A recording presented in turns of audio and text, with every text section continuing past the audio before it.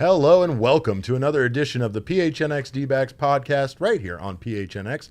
My name, of course, is Derek Montilla, your mayor of PHNX. I'm joined by this guy over here, Vice Mayor / Thunderstick, Jesse Friedman. How are you, Derek? I'm doing good, sir. How are you doing? I'm doing well. That was an enjoyable baseball game that we all got to watch last night. It was a lot of fun. We got to make fun of Jacob in the Discord. Ooh. He nearly found himself excommunicated from the Discord, which was a first. Jacob brought a lot of negative Mark Melancon energy. You don't get to slander me, okay? You don't get to slander me, okay? Okay. Oh, by the way, Father Jacob is here.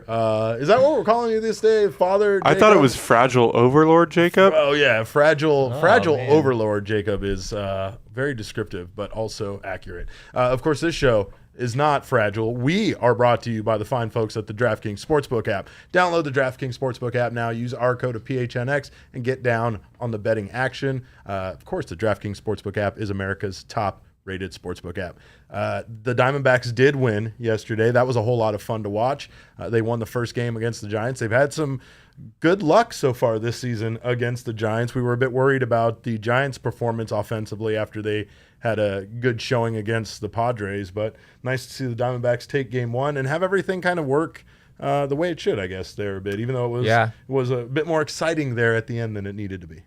Yeah, I mean, the D-backs have won 3 out of 4 against the Giants this season. It's still wild that they've only played 4 games against that team. It's wild. Up to this point in the season, it's really bizarre. But yeah, I mean, they've won 3 out of 4. The one game that they lost was a Wednesday of last week when we were here at the studio watching the game and went live at like 10:30. I don't know why you have to bring that up, but it was still a fun night. And again, that was a fun game too. The Diamondbacks are fun even when they lose, for sure.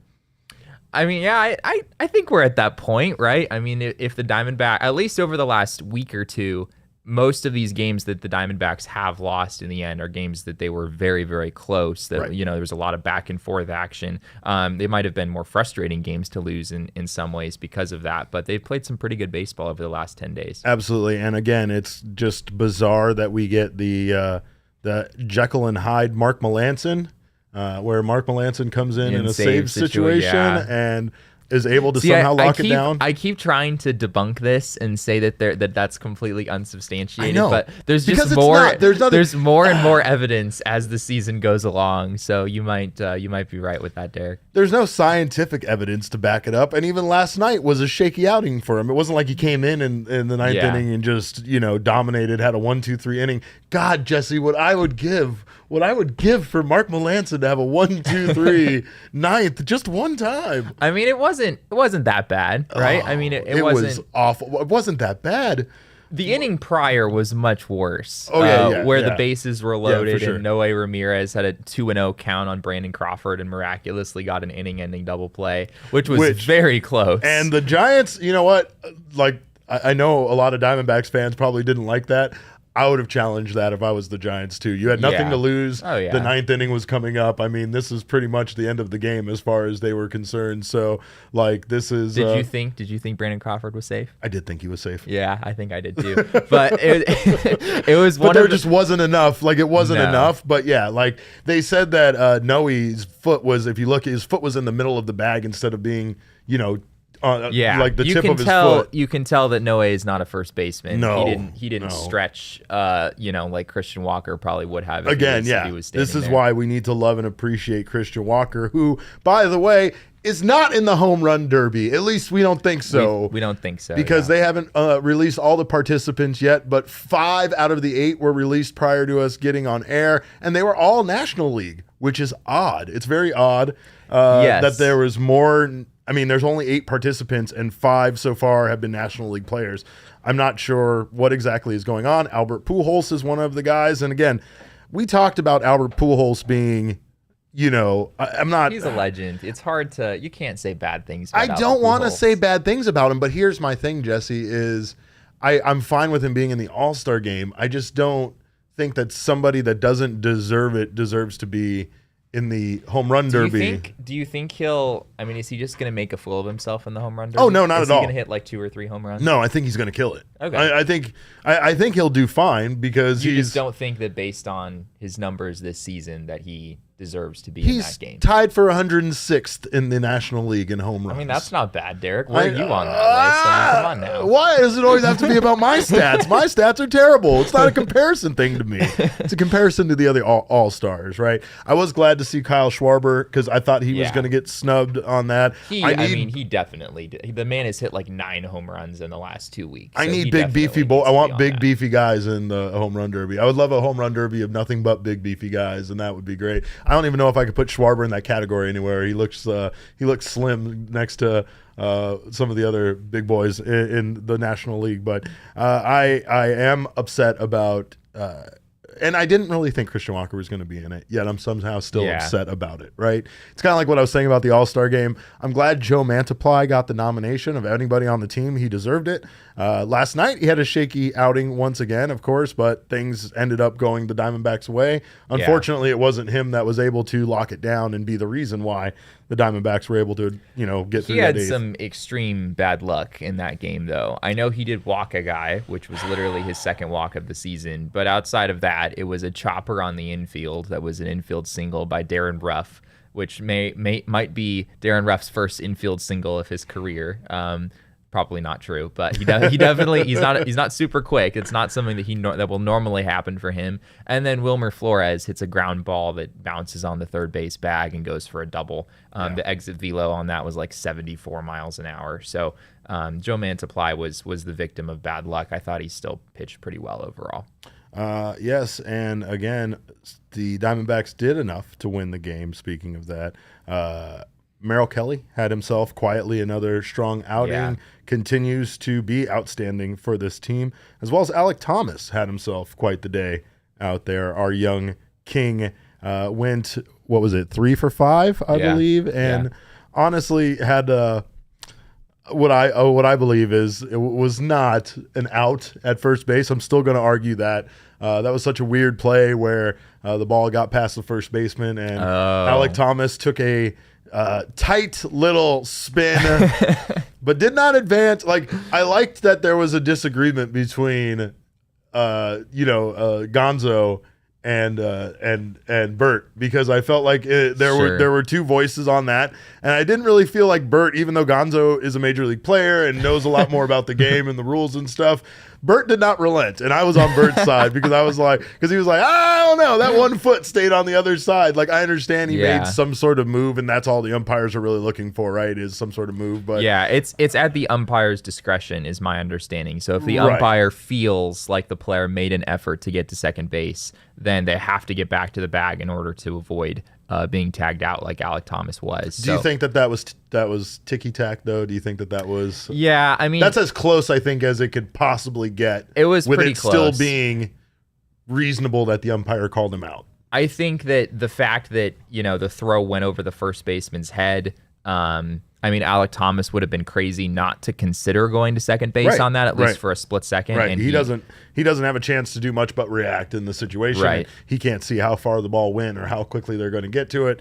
So I don't know, though. It just seemed odd considering how close he was to not it didn't even have that 1 foot cross over the base path line. So, but anyway, Diamondbacks still win 4-3. They're 39-48, 9 games below 500.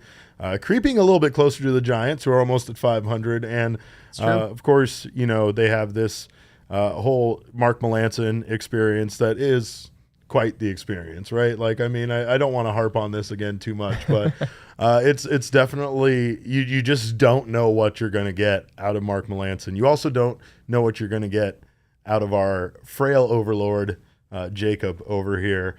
Fragile overlord. Fragile. I am not frail. Fragile overlord. He is large and strong, but he is definitely our fragile overlord because he came into the Discord and made everybody sad with his negative energy about Mark Melancon. Do you want to apologize? What negative energy did I come in with? I just said, is everybody ready for Mark Melancon? That's all I said. Exactly. Is that not negative? Was that not negative? That's not negative. Was that not? That was so negative. That's not negative. Listen to yourself. I think people are just traumatized at the thought. You just have to live with it. I don't know. Like, you try saying it. You say the same thing he said. I want to see if it sounds as menacing from you. You want me to say Just exactly what Yeah, what did he Jacob say? said. What did he say? What'd you say, Jacob? Say it again. I said, is everybody ready for Mark Melancon? See, it's the pause. Do you say it? Is everybody ready for Mark Melancon? See, it doesn't sound threatening coming from you. It's your aura. I can't explain it. It's just it's your temperament. Gosh. It's the way it's your inflection. I definitely don't like the pause in there for sure. Josh in the comments, he is calling him Meltdown Melancon. We don't like that at all.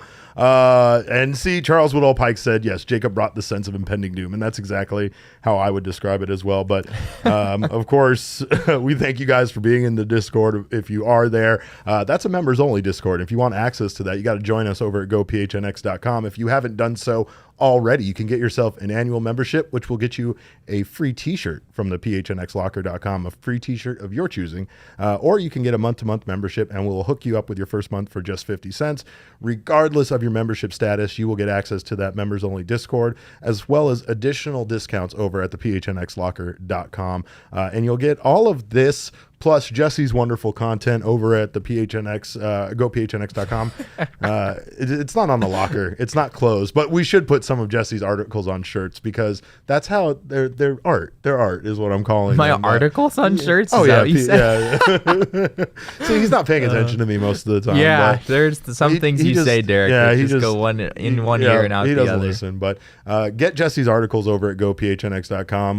The draft primer, not draft primer, but the trade primer is very good, and I think it's very realistic as to what you might expect to see from this team come the trade deadline, which is coming up pretty soon. But we will have, by the way, speaking of the draft, our draft show this Sunday, which we're very excited for. We will be starting at like 3:45. The draft is at 4, so join us. We'll be on probably during the D-backs game on Sunday. So join us for that. We'll be covering the first round of the draft. We'll also be covering the D-backs series with the Padres, the last series before going into the All-Star break.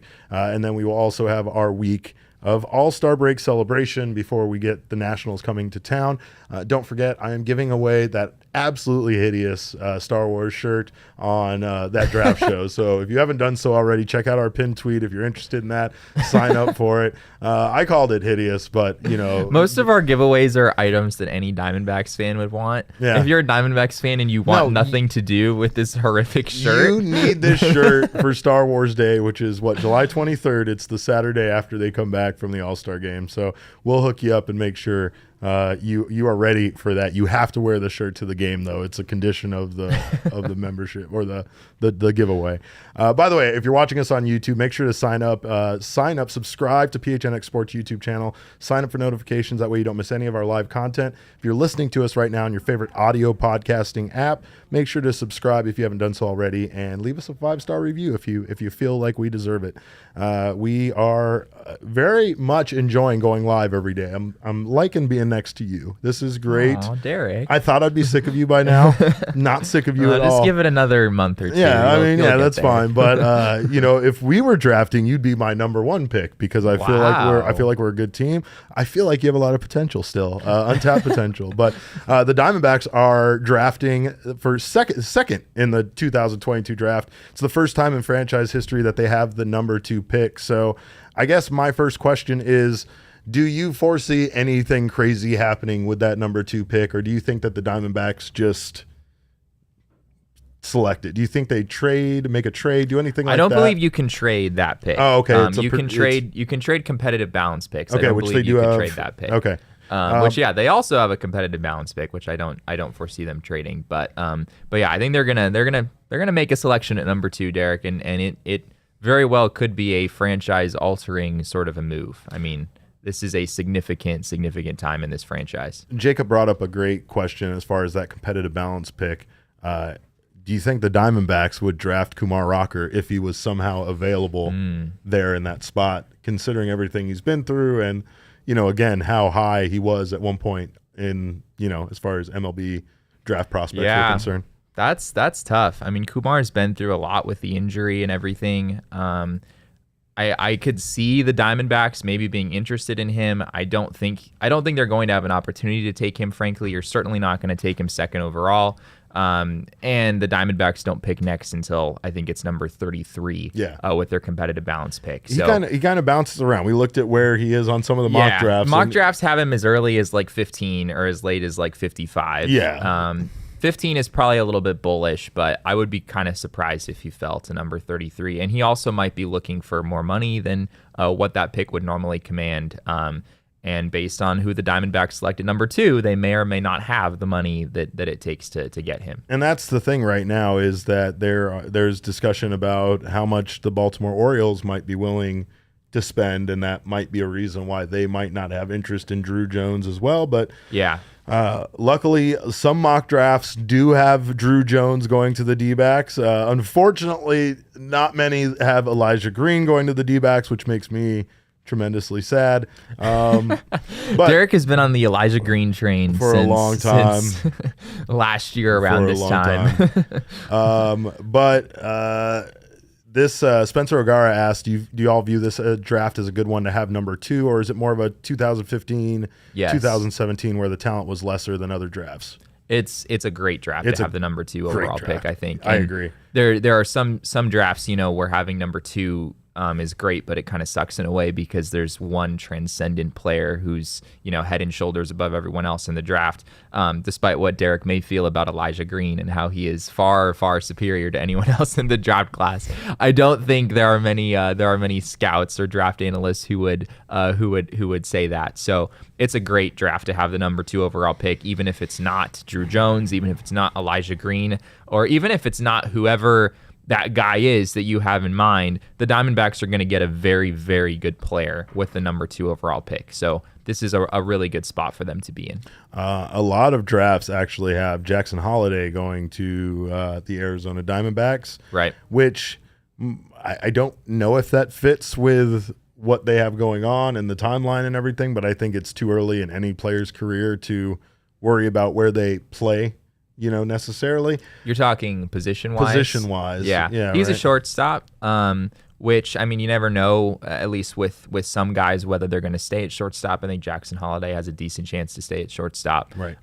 There's a guy named Jordan Lawler in the organization who's pretty good. Heard of him. So it's hard to say. I don't expect the Diamondbacks to really care too much about the position, honestly. They have a history of taking whoever's best available in the draft, and I think they're going to do that.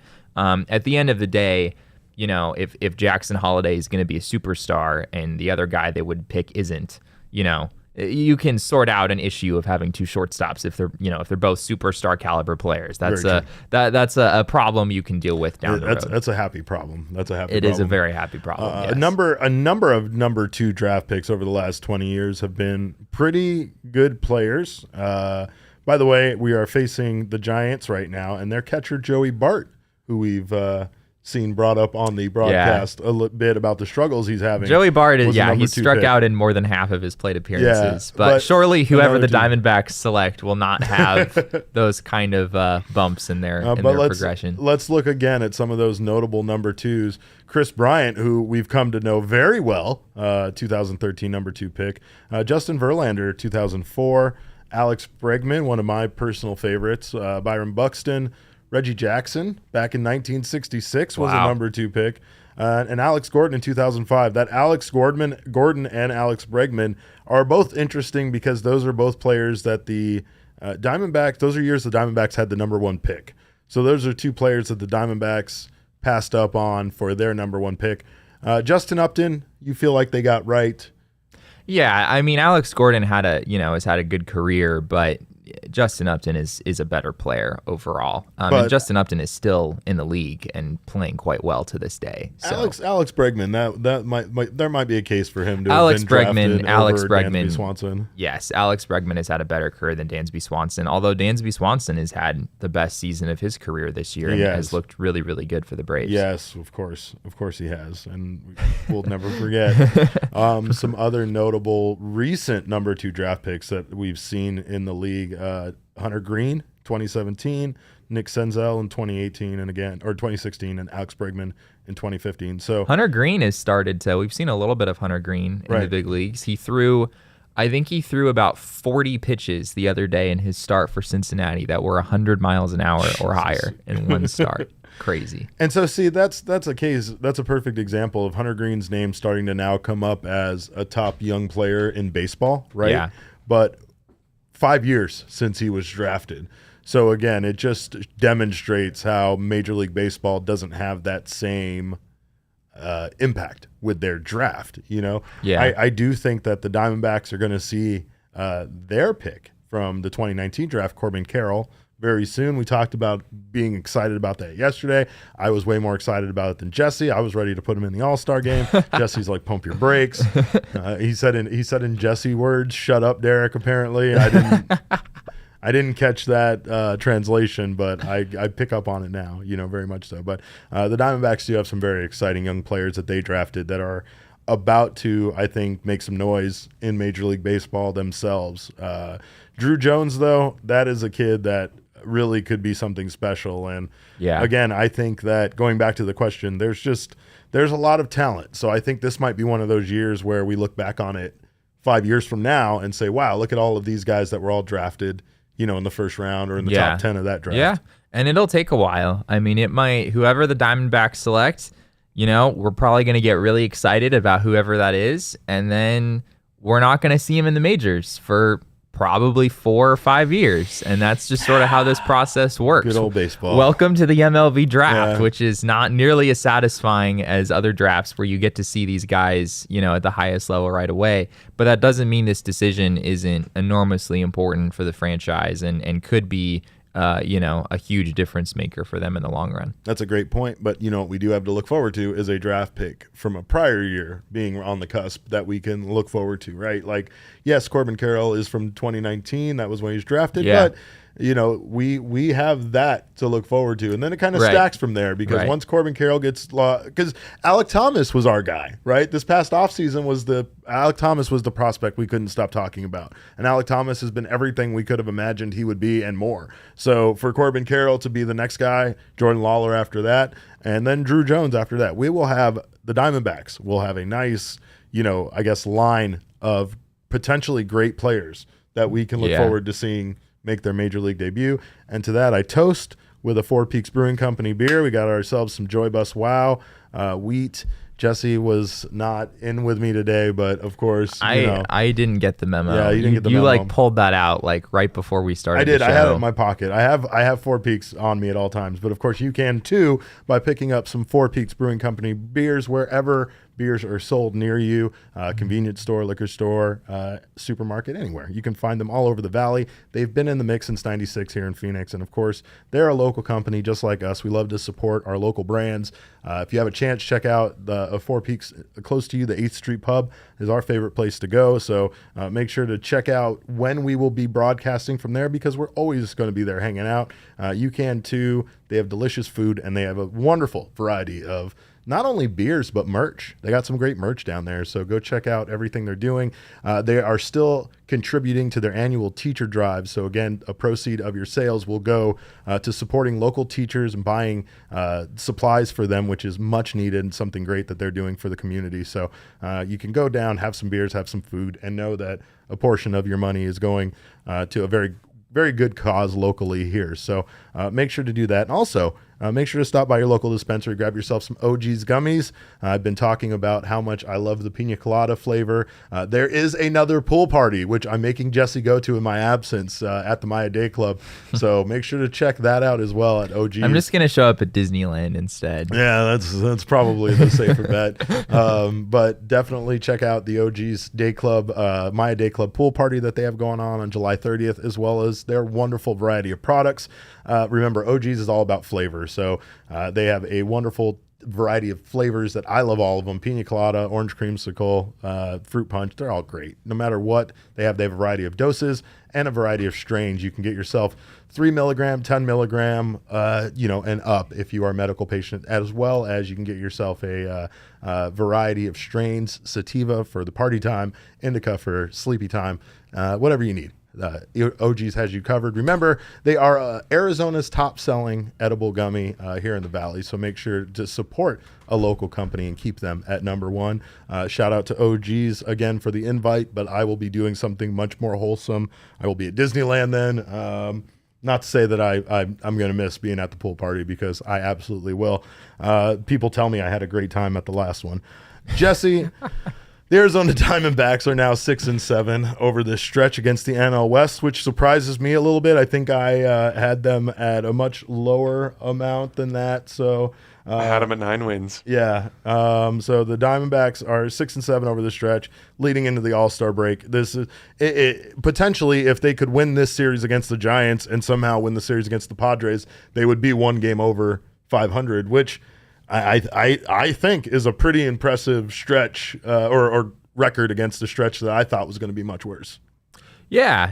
I mean, it hasn't been the Dodgers, right? I think if if the Dodgers were a big part of this stretch, then you'd be lucky to get away with 5 wins out of 13 probably. But why do you have to start off? See, the two of you with your negativity. Yeah, I guess here I we just are. sort I'm of sandwiched jumped in the between fray negativity. Derek, you had them with less wins than I did. I know I did. That was back then. Oh man. Anyway, so yeah, the Giants are scuffling right now. And frankly, the Padres have sort of been scuffling lately as well. So the Diamondbacks have caught these teams at a pretty good time, all things considered. And yeah, I mean, the Giants' offense, Derek, is nothing like it was last year. No. I mean, it feels like a completely different team that they're playing against. Brandon Crawford is not anywhere to the point that he was last year when he was a borderline MVP candidate.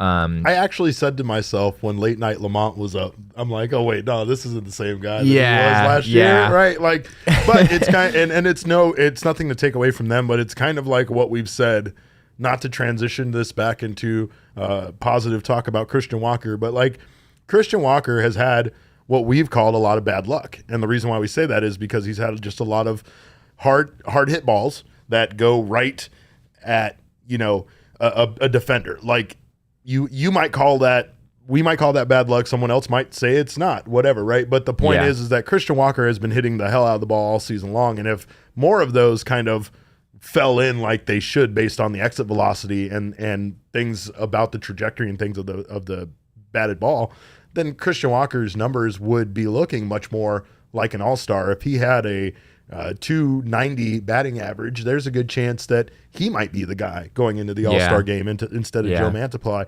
I feel like a lot of his, at least people not considering him to be one of the best first basemen in baseball is about that batting average looking so low, right? Yeah, but you're very right. That's one of those things where next year he could hit the exact same way and hit 300 with the way things have gone for him this season, right? Yeah, people make the mistake that like, after you play 162 games, like whatever your numbers are, like that's who you are as a player. Yeah. Like if you hit 215 over 162 games, that's who you are as a player.